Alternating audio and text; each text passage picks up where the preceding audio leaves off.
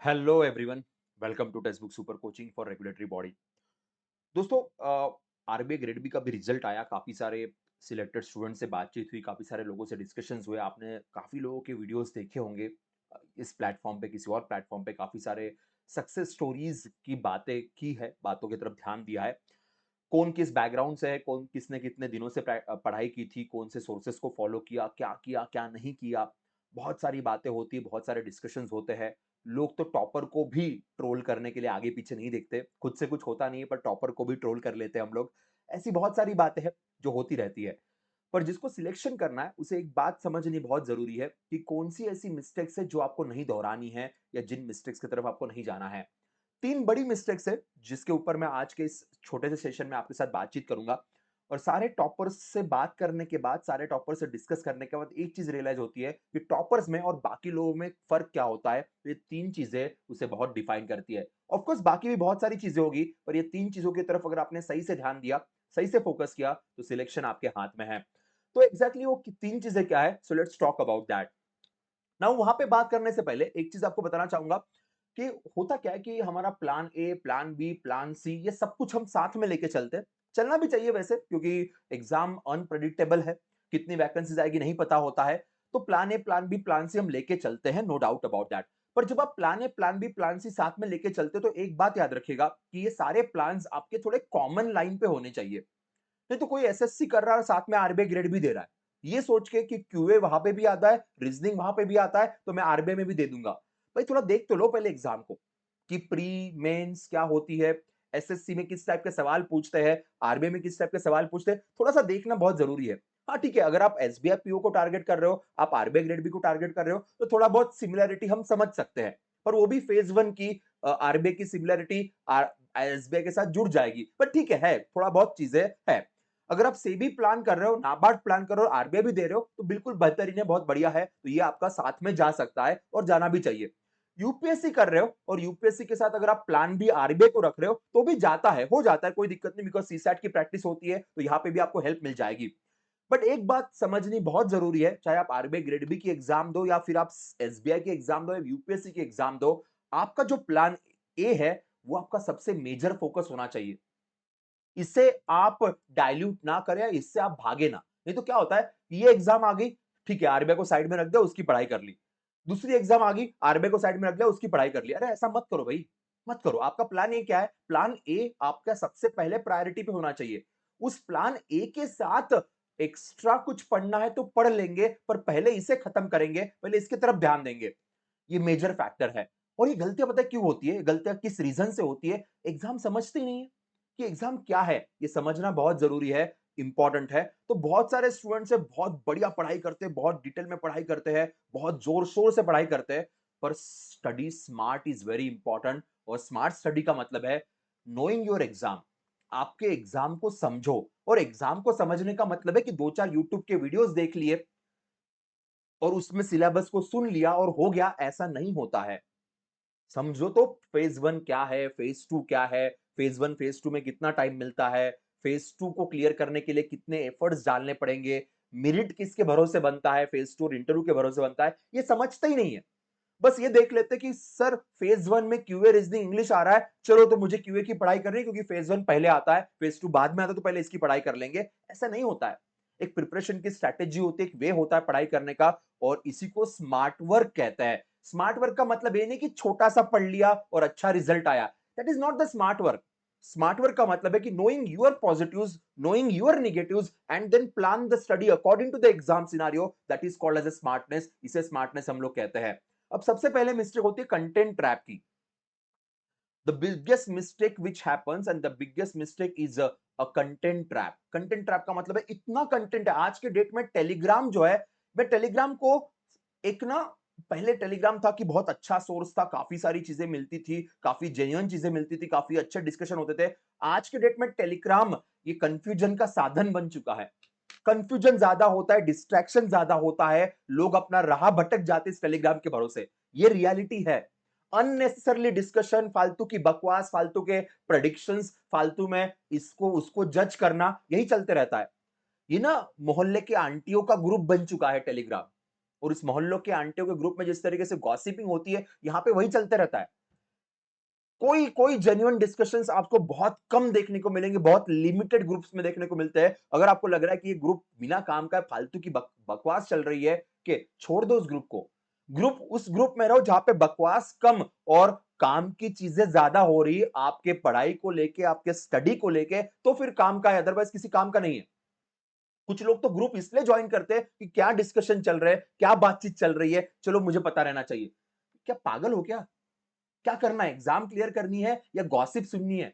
Big boss में चले जा।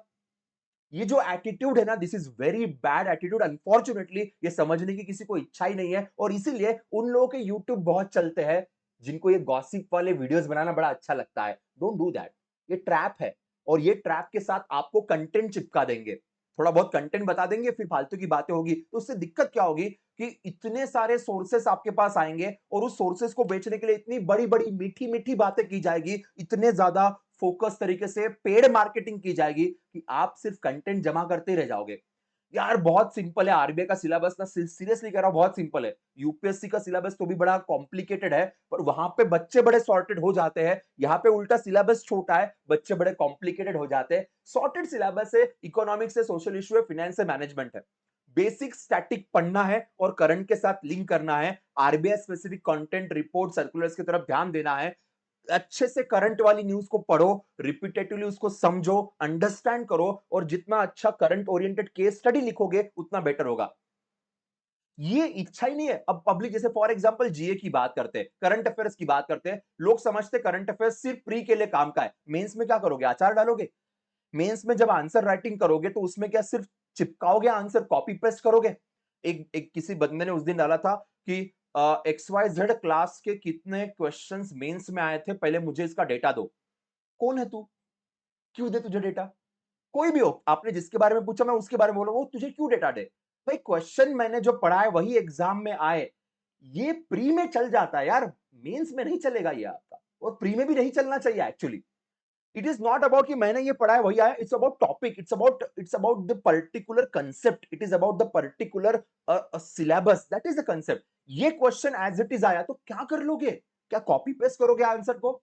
नहीं, उसके भरोसे सिलेक्शन नहीं होता। अब बात करो जिनके सिलेक्शंस हुए, उनको बात करो, उनके आंसर राइटिंग में कुछ ना कुछ एक्स फैक्टर रहा है, कुछ ना कुछ इनोवेशन रहा है। उन्होंने कॉपी पेस्ट आंसर नहीं लिखे हैं, बिल्कुल नहीं लिखे। They wrote something very beautifully. Suppose किसी का इंग्लिश भी अच्छा नहीं है तो भी वो सिलेक्ट हुआ क्योंकि उसने करंट ओरिएंटेड केस स्टडीज डाली है। तो आपको उसकी तरफ ध्यान देना पड़ेगा। कंटेंट जमा करने से एग्जाम निकलती है ऐसा नहीं है, उसको सही तरीके से स्ट्रीमलाइन करने से एग्जाम निकलती है। और सबसे पहली बात, अगर आप फेज 1 को फोकस कर रहे हो तो स्पीड आपको बढ़ानी पड़ेगी, एक्यूरेसी एंड स्पीड आपको काम करना पड़ेगा। फेज 2 के लिए प्रिपेयर कर रहे हो तो कंसेप्ट्स बड़े अच्छे करने पड़ेंगे और आंसर राइटिंग की प्रैक्टिस करनी पड़ेगी। लोग फेज 1 के पीछे इतना भागते, इतना भागते, इतना भागते कि आंसर राइटिंग की प्रैक्टिस ही नहीं करते। उनको लगता है सब मैंने सब पढ़ लिया, अब मैं लिख लूंगा। अरे नहीं भाई, ऐसा नहीं होता है। Answer writing is the most important skill. Practice करनी पड़ेगी, प्रैक्टिस से ही वो बढ़ता है। इवन फेज 1 में भी एमसीक्यूज में स्पीड तब बढ़ेगी जब प्रैक्टिस करोगे। तो दोनों केसेस में एक चीज इंपॉर्टेंट है, your practice. Practice makes man perfect, फालतू में नहीं कहते हैं।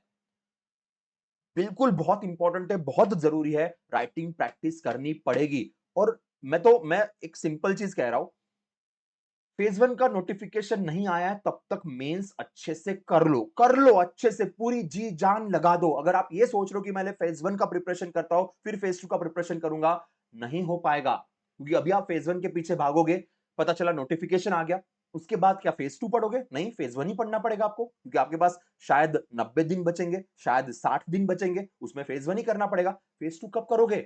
कुछ लोग कहते हैं सर फेज 1 के बाद आंसर राइटिंग की प्रैक्टिस कर लेंगे। किस पे एहसान कर रहा है तू? किस पे कर रहा है? ना आरबीआई पे कर रहा है, ना मेरे पे कर रहा है, ना किसी और पे कर रहा है। तुम्हारी खुद की वाट लगा रहे हो। करो भाई प्रैक्टिस। फिर क्या लिखे, कैसे लिखे, कौन चेक करेगा? अरे यार ये प्रॉब्लम इस बात की है। It's very simple, open book writing करो। दिख रहा है आपको कि वेस्ट एशिया एनर्जी क्राइसिस के ऊपर बात चल रही है, आरबीआई ने करेंसी को बेटर करने के लिए कुछ एफर्ट्स लिए। आपने आर्टिकल पढ़ा, लिखो अपने मर्जी से। खुद लिखो, खुद पढ़ो, समझ में आएगा कहां गलतियां हो रही। जी हाँ, खुद को खुद से समझ में आता है, पर हम करने के लिए रेडी नहीं है। हम इसलिए रुक जाते हैं, सर कोई चेक करने के लिए नहीं, इसलिए मैंने नहीं लिखा। क्यों? तुम खुद चेक नहीं कर सकते हो, खुद पढ़ नहीं सकते हो? खुद पढ़ के भी समझ में आता कि भाई मैंने क्या लिखा है इसमें, मैंने शायद इसका इंट्रोडक्शन गलत लिखा हुआ है। प्रैक्टिस तो करो, शुरू तो करो। शुरू ही नहीं करना है। ये बड़ी सबसे बड़ी प्रॉब्लम है और ये सिलेक्टेड स्टूडेंट के साथ नहीं है। बहुत सारे यूपीएससी वाले सिलेक्ट हुए because they were practising answer writing की प्रैक्टिस बहुत बढ़िया चल रही थी उनकी। अब कुछ लोग मुझे उस दिन ये मिले कि सर वो यूपीएससी वाले तो पेपर पेन से लिखते हैं, हमें तो ऑनलाइन लिखना है, तो फिर वो तो अलग-अलग होता है ना। अरे भाई कंटेंट तो सेम है ना। तुम ऑनलाइन मैं लिटरली कह रहा हूँ तुम टाइपिंग में 1-2 ऐसे ऐसा भी टाइप करोगे तो भी पेपर हो जाता है अगर तुम्हारे दिमाग में कंटेंट है। अगर तुमने पढ़ा है, अगर तुम्हें प्रैक्टिस है, यार तुम्हें कोई टाइपिंग प्रैक्टिस नहीं करवा रहा है, कोई तुम्हें टाइपिंग स्पीड नहीं चेक कर रहा है, हो जाता है। शुरू तो करो। तुम इस चीज़ पे रुके हुए सर वहाँ का जो क्या कहते हैं अ, कीबोर्ड है और मेरा जो कीबोर्ड है वो अलग है, मैं कैसे प्रैक्टिस करूँ? यार ये फालतू के बहाने क्यों ढूँढने हैं? Start working on the main thing, main चीज़ के ऊपर काम करना शुरू करो, सेकेंडरी चीज़ें हो जाती है यार। हो जाती है। वो is not a big deal वो कोई बड़ी बात नहीं है। अगर चाहिए तो एक मार्केट से सस्ता वाला कोई कीबोर्ड ले लो और करो उस पे प्रैक्टिस। वैसे ही तो कीबोर्ड लगे होते हैं सेंटर्स पे। ले लो, लेके आओ। उसको लगा के प्रैक्टिस करो अगर तुम्हें इतनी प्रॉब्लम है। यार बहुत सस्ते आते हैं आजकल 100 150 में मिल जाएगा कीबोर्ड। उस चीज़ के लिए नौटंकी मत करना। पहले कंटेंट पे काम करो। बहुत सारे स्टूडेंट्स ऐसे जो लिखते हैं पेन से लिख के पेज पे प्रैक्टिस करते हैं। They are not giving that much focus towards कि भाई मैं ऑनलाइन कैसे लिखूंगा। वो हो जाता है यार। वो हो जाता है तो उसके लिए रुको मत। एक सबसे इंपॉर्टेंट चीज है depth. Your studies depth matters a lot. जितने डेप्थ में पढ़ोगे उतना सिलेक्शन है, स्पेशली फॉर दो स्टूडेंट्स जो एसबीआई और आईबीपीएस के बैकग्राउंड से आते हैं। उनको बताना चाहूंगा आपको डेप्थ बढ़ानी है। बहुत लोग कहते हैं सर जीए सेम ही तो है, 80 क्वेश्चन आ रहे हैं, यहाँ पे 40 आ रहे थे, यहाँ पे 50 आ रहे थे, वहां पे 80 आ रहे हैं, और क्या ही फर्क है? डेप्थ का फर्क है। डेप्थ का फर्क है। नोट्स को डिटेल में पढ़ना पड़ेगा। करंट अफेयर्स को या किसी भी नोट्स के सब लोग क्लेम कर सकते हैं यार। मुझे बताओ सिलेबस लिमिटेड है, मैं भी क्लेम करूंगा, सब लोग क्लेम कर सकते हैं कि मैंने पढ़ाया वही आया, मैंने पढ़ाया वही आया। सही बात है। पर डेप्थ में कितने लोगों ने पढ़ाया, डेप्थ में कितने लोगों ने पढ़ने के लिए कहा, यह बहुत मैटर करता है। यह बहुत इंपॉर्टेंट है। यही तो गेम चेंजर है। यही तो चीज बदलती है। तो इसलिए कई बार कहते हैं कि लिमिटेड सोर्सेस से पढ़ो, डेप्थ में पढ़ो और रिवीजन करो। अब रिवीजन में भी दिक्कत है। रिवीजन में दिक्कत ये कई बार होती है। मैंने उस दिन बात की थी, मैंने एक का पॉडकास्ट भी लिया हुआ है, वो आ जाएगा बहुत जल्दी। उसने एक बात कही कि सर रिवीजन के लिए ना वही चीज को बार-बार पढ़ने को रिवीजन कहते हैं। ये मैं हमेशा अपने लेक्चर में कहता हूं कि भाई उसी चीज को बार-बार पढ़ने को रिवीजन कहते हैं। रिवीजन के लिए ये नोट्स, दूसरे रिवीजन के लिए ये नोट्स, तीसरे रिवीजन के लिए ये नोट्स। पागल हो गए हो क्या आप? यार रिवीजन का मतलब है revisiting the same thing again and again. So repeat that, बार बार उसे पढ़ो। लगे तो जो पढ़ रहे हो उसे अलग अलग पेन से मार्क करो। जो पढ़ रहे हो बार बार उसके छोटे से नोट्स बना के रखो खुद के हाथों से। बढ़िया रहेगा, बहुत अच्छा रहेगा। So read the limited sources but in depth and maximum revision. कुछ लोग कहते हैं सर ये वाले करंट अफेयर्स पढ़ू कि वो वाले करंट अफेयर्स पढ़ू। यार current affairs is current affairs. तुम्हें 1000 न्यूज पढ़नी है या तुम्हें 10 न्यूज डिटेल में पढ़नी है, अच्छे से पढ़नी है, काम की पढ़नी है, या आप डिसाइड कर लो। 1000 न्यूज मंथ में छापने वाला कहेगा ही ना कि सब मैंने पढ़ा है वही आया है। के बोलने के लिए क्या जाता है यार? बहुत बहुत सिंपल सी बात है। ना करंट अफेयर्स मैं बना रहा हूं ना वो बना रहा है। मैं भी तो क्लेम कर सकता हूं और मैं करता भी हूं कि भाई मैंने पढ़ा हुआ सब आया, क्योंकि करंट अफेयर्स की न्यूज वही है। पर काम की कौन सी, ये तो देखो। ये तो देखो, ये तो समझो। सो डेप्थ इज मोर इंपॉर्टेंट। ये बात अच्छे से याद रखना। तुम्हें इंटरव्यू देना है, तुम्हें मेंस में आंसर राइटिंग करनी है और तुम्हें उस नजरिए से पढ़ना पड़ेगा, उस शिद्दत के साथ पढ़ना पड़ेगा। वो बहुत मैटर करता है। That is golden rule. Second is illusion. बहुत बड़ा इल्यूजन होता है। इल्यूजन ये होता है, जैसे मैंने कहा कि पहले फेज 1 पढ़ लेंगे, बाद में फेज 2 पढ़ेंगे। और इस इल्यूजन के चक्कर में बहुत सारे स्टूडेंट फेज 1 तो निकाल लेते हैं, फेज 2 निकाल ही नहीं पाते। प्रिपरेशन ही नहीं है।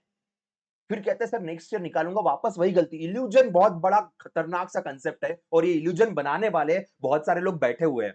यार उस दिन ना एक आरबीआई असिस्टेंट है, आरबीआई नहीं, 2-3 आरबीआई असिस्टेंट थे जिनका सिलेक्शन हुआ इस बार आरबीआई ग्रेड बी में। 3 साढ़े 3 साल से आरबीआई में काम कर रहे हैं and they cleared the exam this year for RBI grade B. उन्होंने मुझे बड़ा अच्छा पॉइंट कहा कि सर कभी कभी ना आरबीआई के एचआर को ही नहीं पता होता है कि नोटिफिकेशन कब आने वाला है, पर ये बाहर वाले लोग वीडियो बना देते हैं और लोग उनको ब्लाइंडली फॉलो भी करते हैं कि हाँ इंटरनल इंफॉर्मेशन मिली होगी क्योंकि ये एक्स आरबीआई रह चुके हैं। यार इंटरनली नहीं पता एचआर को भी कि कहीं कब नोटिफिकेशन लाना है। इंटरनल जिनके प्रमोशंस है, क्योंकि जितनी वैकेंसी निकलती है उतना इक्वल प्रमोशन भी होता है। नहीं पता कि प्रमोशन कितने लोगों का होने वाला है। तो नहीं पता वैकेंसी कितने लोगों की आने वाली है। ये सारे जो है ना प्रेडिक्शंस वाले चीजें ये इल्यूजन क्रिएट करते हैं और इस इल्यूजन के भरोसे किसी के घर में पैसे आ रहे हैं और बाकी सब लोग बर्बाद हो रहे हैं। ये ध्यान रखना। Don't go for these illusions. Prepare yourself. पढ़ाई करो यार। पढ़ाई करो। हर साल वैकेंसी आने वाली है। ये सच है, ये ट्रूथ है। You just need to study. कि बस आपको पढ़ाई करनी है। ग्रेड बी का वही है। अब देखो इसमें चीज क्या है। Only reading theory, zero writing practice. ये सबसे बड़ा प्रॉब्लम है कि सिर्फ थ्योरी पढ़ते रहो, प्रैक्टिस बिल्कुल करनी नहीं है। Poor structure. अगर प्रैक्टिस ही नहीं करोगे तो इंट्रोडक्शन में क्या लिखना है, बॉडी में क्या लिखना है, कंक्लूड कैसे करना है, पता ही नहीं रहेगा। डेटा ही नहीं है क्योंकि ऊपर ऊपर न्यूज पढ़ रहे थे, डेप्थ में पढ़ नहीं रहे थे। एग्जांपल्स ही नहीं है हमारे पास देने के लिए। केस स्टडीज क्या डालेंगे, कीवर्ड्स कैसे यूज करेंगे, पता ही नहीं है। And that creates a huge problem. तो जब आप आंसर राइटिंग की प्रैक्टिस करते हो ना, डेली 2 से 3 तो मैं फिलहाल नहीं कहूंगा। फिलहाल आपने वीक में 2 से 3 लिखा तो भी बहुत है। आपने गंगा नहा लिया भैया, आपने वीक में 2 से 3 लिख लिया आंसर। तो पॉसिबल है तो लिखिए दिन में 2 से 3। पर नहीं पॉसिबल है तो एटलीस्ट वीक में 2 से 3 तो आंसर लिखिए। अगर आप इतने आंसर भी लिखते हो ना तो ऑटोमेटिकली इंट्रोडक्शन क्या लिखना है, बॉडी में एनालिसिस, एग्जांपल्स, डेटा कैसे इंक्लूड करना होता है, किस तरीके से डालना होता है, खुद समझ में आता है। यार मैं कई बार ना कहता हूं कि जैसे हम बचपन में साइकिल चलाना सीखते हैं, स्विमिंग करना सीखते हैं, जिम में हम बॉडी बिल्डिंग सीखते हैं, योगा करना सीखते हैं। जैसे ये चीजें ना क्या होती है, प्रैक्टिस से बढ़ती है, प्रैक्टिस से आप स्ट्रॉन्गर बनते जाते हो, right.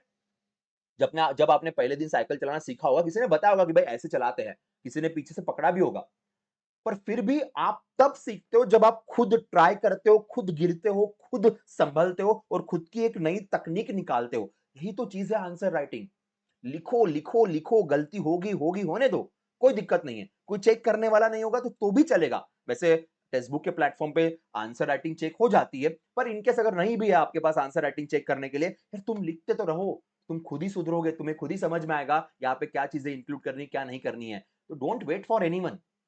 Don't wait for anyone. आत्मनिर्भर बनना पड़ेगा और बनना पॉसिबल है। So do that. ये बड़ा इंपॉर्टेंट कांसेप्ट है। तो गोल्डन रूल मेरा यही है कि यार फेज 2 के लिए राइटिंग इज मोस्ट इंपॉर्टेंट। आदत डाल दो, आपके लाइफ का पार्ट बना दो। अगर आप ये नहीं करोगे तो गारंटेड एग्जिट है आपकी फेज 2 से। गारंटेड एग्जिट है। कितना भी पढ़ लो, कितना भी पढ़ लो, किसी के भी नोट से पढ़ लो, कोई भगवान भी आके, आरबीआई गवर्नर भी आके तुम्हें नोट्स दे देगा, पर तुमने राइटिंग प्रैक्टिस की नहीं होगी, तुम कुछ नहीं कर पाओगे। और ये बात छोड़ दो किसी के आंसर कॉपी पेस्ट करेंगे, किसी के मॉडल आंसर्स को हम लिखेंगे, इन्होंने बेस्ट आंसर लिखा तो मैं यही बेस्ट आंसर लिख के आऊंगा। बहुत सारे फैकल्टीज कहते हैं ये मॉडल आंसर है इस क्वेश्चन का, इसको कॉपी, इसको रट लो। नहीं, ऐसा नहीं होता है। हर किसी की अपनी एक स्किल होती है। ऑफिसर का मतलब वही है कि आप अपनापन आपको दिखाना पड़ेगा, आपकी खुद की चीजें दिखानी पड़ेगी।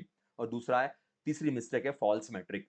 फॉल्स मैट्रिक, स्टूडेंट ने मुझे एक बात बड़ी अच्छी बताई कि सर फेज 1 रहे या फेज 2 रहे, पर स्पेशली फेज 1 के लिए, कि सर हम बहुत सारे मॉक्स देते हैं के, पर हम उसका एनालिसिस ही नहीं करते।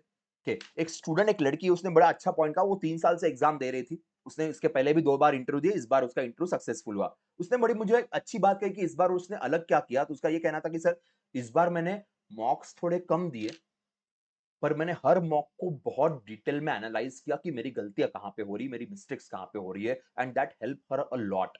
चाहे फेज 1 हो चाहे फेज 2 हो। इवन इंटरव्यूज में भी जब उसने मॉक दिया पहला, इतना डिजास्टरस मॉक था उसका पहला। Complete disaster. मींस इतना डिजास्टर था कि मॉक खत्म होते ही उसने उस लिंक को लीव, गूगल मीट पे था, लीव कर दिया। उसने एनालिसिस भी नहीं सुना। फिर थोड़ी देर बाद उसका कॉल आया कि वो रोने लगी थी। And she started crying and she said कि सर मुझे कुछ नहीं आया, मेरा कुछ नहीं हो सकता है के। But one thing she did, she learn from her mistakes. She learned from her mistake. She gave the second mock, which was much better. She gave directly the interview, and which was best.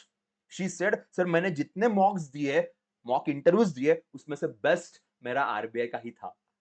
क्योंकि हर गलती से वो सीखते गई, analysis करते रही। ये बात अच्छे से याद रखना। सिर्फ मॉक देने से एग्जाम नहीं निकलती, मॉक का एनालिसिस करने से एग्जाम निकलती है। ये बहुत इंपॉर्टेंट है। So diagnostic is the most important thing. So test, analyze, record and then revise. That is the most important thing. और लोग ये बहुत लोग भूल जाते हैं। So mock don't improve you, analysis does. This is the golden rule. और ये golden rule बहुत impactful है। इसलिए याद रखना। लोग कहते हैं ना कि मैंने एक ही टेस्ट 10 बार दी, इसका मतलब क्या है?